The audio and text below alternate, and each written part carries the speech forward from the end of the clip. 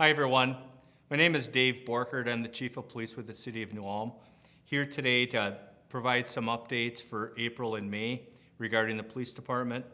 I'd like to start off by promoting, we have a series that we're providing. It's called Educate the Jury, and it's been very popular. We've been providing it for several organizations. It's not a new thing. We've done it in the past, and it's always had really a positive review, of positive feedback from the community. So we started that up again. And one of our classes that's going to be open for the public would be at the community center on April 16th at 1 p.m. CAST is hosting that one. So again, community center, April 16th at 1 p.m. and CAST will be the host for that. And just to explain a little bit about what Educate the Jury is about, we cover subjects like constitutional law, evidence collection.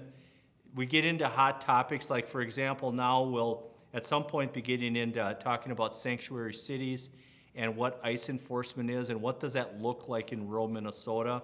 And then we also talk about current trends that we're seeing and best ways of preventing it. So it's really also a crime prevention opportunity. So we cover that, and you know, as I'm advertising it, there's no cost for myself or for any of our officers to do this. So we're really encouraging people, if they're interested, to reach out, use me as a point of contact as far as organizing this.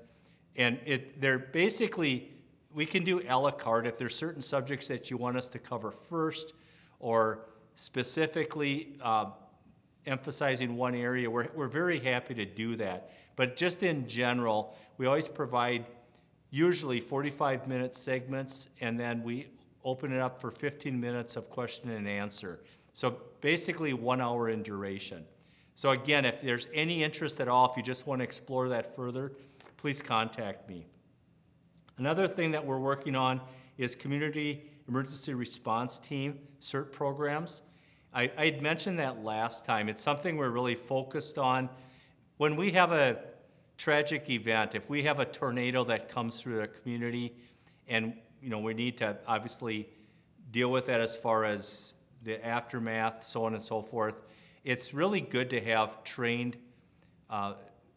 volunteers beforehand. It's situations like that, when we're calling in for help, you know, it's really nice where we don't have to exchange business cards in the middle of a disaster.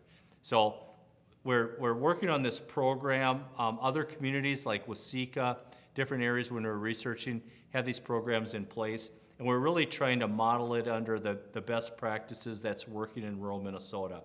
So that's something you'll hear me talk about in the future as well, because you know, I'm actively working on that opportunity. Another update that I'd like to provide is we have Congressional Medal of Honor recipient and World War II deceased veteran Captain Bianchi will be returning to New Ulm on April 24th. And then there's also going to be a memorial service on May 2nd. So on April 24th, we don't know the time yet, because when they're flying in, literally it's just not available at this point in time. So if you could watch, listen to the radio, watch the journal, we're going to be putting that out as soon as we possibly can to notify everybody. We'll be on our own Facebook at the police department and trying to get an accurate time, because the more support that we could have on Minnesota Street when we're arriving, the better, because Captain Bianchi was a World War II veteran, and he was also, again, a Congressional Medal of Honor winner, a war hero. And they found his remains. They were able to, with sophisticated DNA testing, be able to confirm that that was Captain Bianchi. So he's literally coming back from Hawaii. And it's just really nice, I think, if we can show community support for his valor. And then another update that we have is Walk to School. We're having that on May 6th. And we're going to have officers stationed at different intersections. The ones that we're going to be covering is Payne and 10th South, Garden and 5th North, and Garden and Oak Street. So I'll repeat that.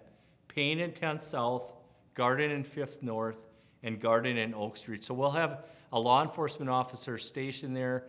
We'd like to, again, make a positive interaction. We're looking at, again, safely crossing the road, promoting walking to school, and then just also that officer-student exchange, just getting to know each other, getting to know the community that we serve. So I think that's really going to be a positive opportunity.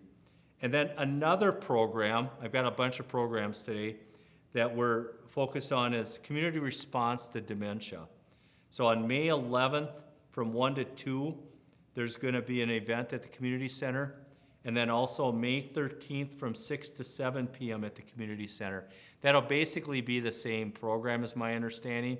But what we're trying to do is we have a work group that's coming together, and we have people from different disciplines that are working together to better serve our community. Just in an aging population, it's something that we certainly want to address. So again, May 11th from 1 to 2, and then May 13th from 6 to 7, both at the community center.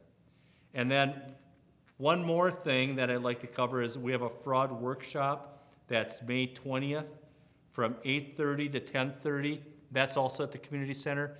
We've done this for several years. Mark Saddleman is heavily involved with this, is helping us organize it. But the police department, the local banks, Mark Saddleman, several people are working together to provide this workshop.